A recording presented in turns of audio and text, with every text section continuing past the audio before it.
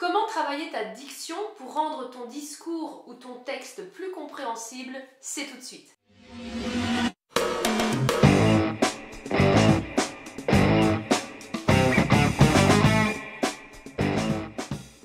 Salut, moi c'est Angie, je suis professeure de chant et coach vocal. Je suis ravie de t'accueillir dans cette nouvelle vidéo consacrée à la diction, à la prononciation.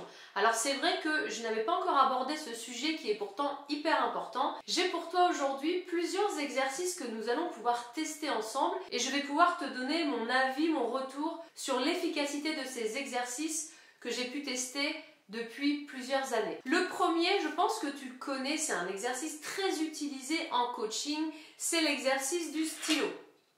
Alors, en fait, on prend tout simplement un stylo que l'on met entre les dents, on a bien l'air ridicule, c'est parti, vous êtes habitués de toute façon avec moi, et on va essayer de prononcer, de se faire comprendre avec ce stylo. Effectivement, c'est pas très audible. Je t'avoue que j'ai essayé cet exercice plusieurs années avec plusieurs chanteurs. Mon avis, c'est que ça ne fonctionne pas vraiment. Au risque de me faire un petit peu crier dessus par des professeurs de chant qui apprécient cet exercice, moi, ce n'est que mon avis, une expérience de plusieurs années. Ce que je peux dire, c'est que cet exercice ne fonctionne pas, alors pas vraiment pour moi. Pourquoi? Parce qu'en fait, je trouve qu'il crée en fait une tension au niveau de la mâchoire. On se met à serrer les dents, voire pour certains à avancer ou reculer la mâchoire. Comme je le dis depuis le début dans mes vidéos, il faut toujours chercher un confort quand on chante, quelque chose de naturel, et clairement là, on ne l'a pas et on crée des tensions. Il ne faut pas de tension quand on chante. Donc j'avoue que cet exercice, moi, je ne l'utilise plus, je le trouve vraiment inutile. Ce n'est que mon avis, tu peux le tester de ton côté et me faire un retour et me dire, bah moi je trouve qu'il est hyper efficace. À toi de tester. Deuxième exercice, c'est l'exercice du bouchon. Alors là, on met le bouchon entre les dents et on essaie de se faire comprendre malgré cette difficulté que j'ai avec ce bouchon. Idem, alors celui-ci je trouve qu'il marche un peu mieux parce qu'il fait travailler pas mal au niveau des zygomatiques. On se met à aller chercher un petit peu à articuler plus, mais comme le crayon, il génère des tensions au niveau de la mâchoire, souvent, alors pour ceux qui se reconnaissent et qui ont déjà testé cet exercice-là avec moi en cours, je leur disais tout le temps de faire attention de ne pas trop mordre le bouchon, donc c'est un bouchon en liège, de ne pas trop serrer. On finit quand même toujours plus ou moins tous à le serrer énormément et on resserre encore une fois la mâchoire. Donc moi, je ne l'utilise plus non plus. Alors qu'est-ce qu'il nous reste pour travailler la diction? Moi, ce que j'aime, c'est comprendre en fait qu'est-ce qu'on est en train de travailler, qu'est-ce qu'on a besoin de travailler. Alors ce que je te propose, c'est plutôt de partir de certaines consonnes et on va aller chercher ensemble qu'est-ce qui travaille quand on fait cette consonne ou cette autre consonne, qu'est-ce qui est impliqué au niveau de la bouche. Donc on va commencer tout de suite avec le P. Donc on va faire pa pa pa pa pa. Tu vas essayer plusieurs fois, je te laisse quelques secondes pour essayer de sentir ce qui travaille quand tu fais ça. Pa pa pa pa pa. Voilà, à toi. Pa pa pa pa pa. Normalement, ce que tu dois sentir, c'est effectivement un travail au niveau des lèvres, au niveau de la bouche. Pa pa pa pa pa. Tu sens également la mâchoire qui s'ouvre un petit peu. Pas de trop, mais elle s'ouvre un petit peu. Donc c'est un mouvement des deux. Pa pa pa pa pa. Donc on aura toujours une ouverture mâchoire, donc on peut le mettre de côté, mais voilà, la mâchoire doit s'ouvrir. Ce qui va justifier ce que je pense sur le travail du bouchon et du stylo, où on serre la mâchoire. Donc du coup, on n'est même pas en train de faire une vraie consonne, on est en train de crisper. Alors que là, pa pa pa pa pa, on sent en fait qu'au niveau des lèvres, eh bien c'est un travail assez tonique. Pa pa pa pa pa. Et ce que tu vas aller chercher pour améliorer ta diction, c'est justement cette énergie que tu dois aller chercher au niveau des lèvres. Si tu as les lèvres un petit peu molles, pa pa pa pa pa, ben finalement on ne va pas vraiment comprendre ce que tu racontes, on ne va pas vraiment comprendre cette consonne. Ça peut devenir un B, ba ba ba ba ba, alors que si tu vas chercher pa pa pa pa pa, c'est plus tonique. Donc on comprend mieux et également ta voix va être beaucoup plus tonique également. ce qui est quand même plutôt cool pour bien chanter ou pour ton discours, que ce soit dans une réunion ou dans une conférence, tu vas devoir utiliser cette énergie au niveau des lèvres. Donc c'est le premier exercice que tu peux t'amuser à faire, c'est de prendre, alors si tu es chanteur, tu le fais sur différentes hauteurs. Si c'est juste pour une réunion, pour travailler ta diction, pour des conférences, pour avoir plus d'impact lors de tes conférences, tu peux le faire un petit peu, mais effectivement, lorsqu'on parle, on met quand même un petit peu de musicalité, on va monter un petit peu dans la voix, donc on peut le faire également. Si je prends pa pa pa pa pa pa pa pa pa pa pa pa pa pa pa, tu vas chercher vraiment l'efficacité, la tonicité dans cette consonne au niveau des lèvres. On ne veut pas tendre, hein, mais on veut que ce soit tonique. Également, tu ne vas pas trop ouvrir la mâchoire, c'est pas pa pa pa pa pa, parce que quand on va devoir accélérer, ça va être un petit peu compliqué à faire. Alors que pa pa pa pa pa, ça suffit. On n'a pas besoin d'ouvrir énormément la bouche. Donc tu peux t'amuser sur différentes hauteurs. Pa pa pa pa pa, on en fait 5. Pa pa pa pa pa, pa pa pa pa pa, pa pa pa pa pa, pa pa pa pa pa, etc. Donc là, c'est un travail au niveau des lèvres. C'est la première famille de consonnes qui utilise les lèvres pour prononcer cette consonne. Ensuite, nous allons avoir le D. Da da da da da. Essaie de sentir ce qui travaille lorsque tu fais ton D. Da da da da da. Je te laisse quelques secondes. Da da da da da. Donc normalement, tu sens que c'est ta langue qui travaille et plus précisément la pointe de la langue.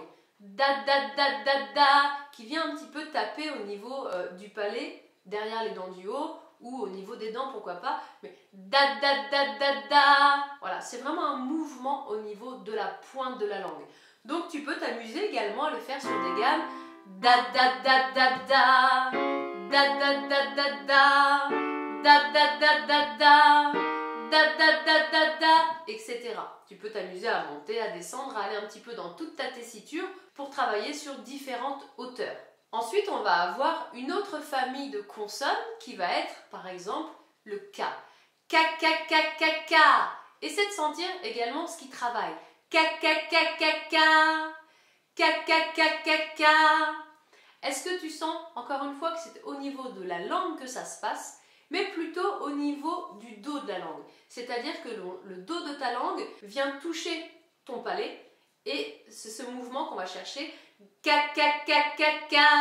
Donc également, ce n'est pas un mouvement trop ample parce que sinon tu ne vas pas être efficace. Ce qu'on veut, c'est vraiment que ce soit tonique. Donc tonique au niveau du dos de la langue. K, K, K, K, K. K, K, K, K, K. K, K, K, K, K. K, K, K, K, K. K, K, K, K, K, etc. Donc ça te laisse finalement 3 familles de consonnes qui vont travailler des endroits spécifiques. Donc on a dit au niveau des lèvres, pa pa pa pa pa, la pointe de la langue, da da da da da, et le dos de la langue, ka ka ka ka ka. Tu peux te faire un petit tableau avec ces 3 colonnes et intégrer toutes les consonnes dans la bonne colonne. Donc si par exemple je prends le ma, ma ma ma ma ma, clairement c'est au niveau de la bouche. Si je prends le L, la la la la la, pointe de la langue. Et si je prends le R, ra ra ra ra ra, au niveau du dos de la langue, etc.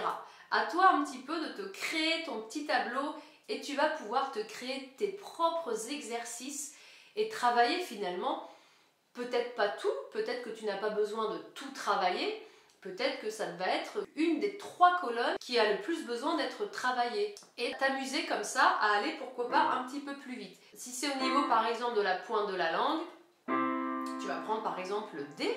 Da da da da da, da da da da da, da da da da da. Et tu vas essayer d'accélérer, d'aller de plus en plus vite parce que ce qui va compter pour travailler ta diction, c'est l'efficacité, la rapidité. Ça va te permettre, si tu souhaites faire du rap, d'améliorer ta diction pour être mieux compris. Ensuite, tu peux aller encore un peu plus vite. Da da da da da da da da da, da da da da da da da da da, da da da da da da da da, da da da da da da da da da, etc.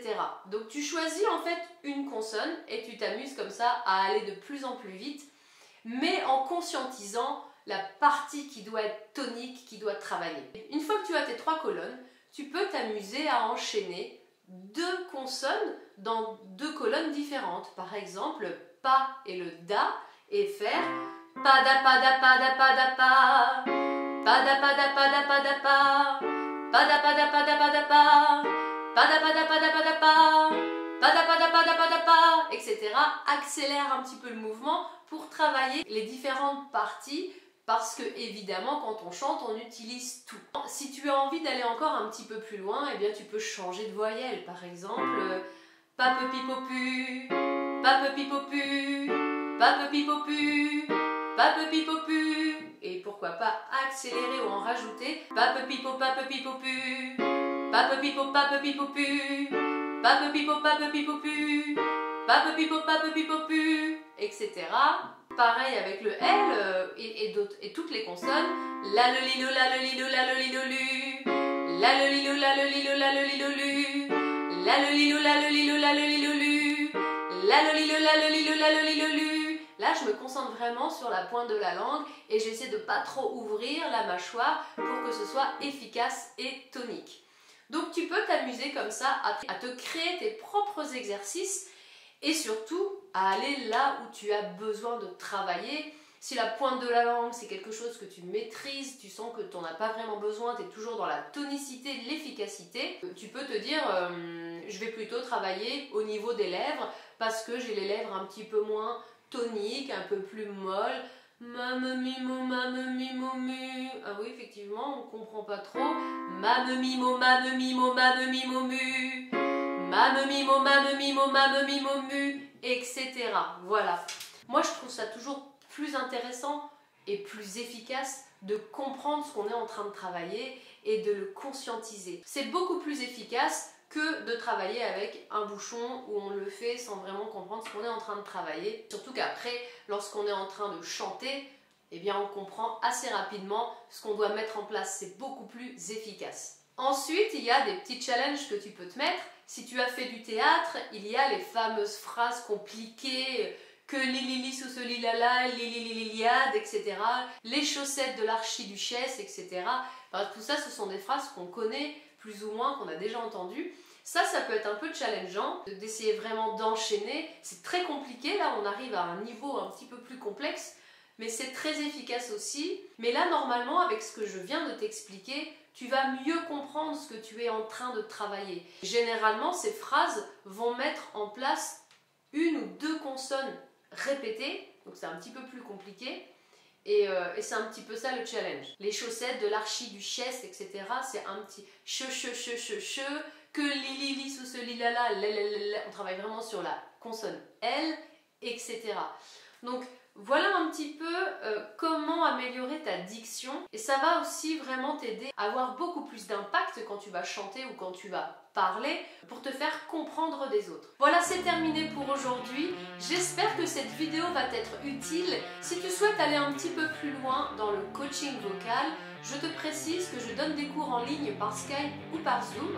Donc n'hésite pas à me contacter à l'adresse ci-dessous elgevoice@gmail.com. Je me ferai un plaisir de te répondre et éventuellement de travailler avec toi. Je te dis à la semaine prochaine pour une nouvelle vidéo. Ciao!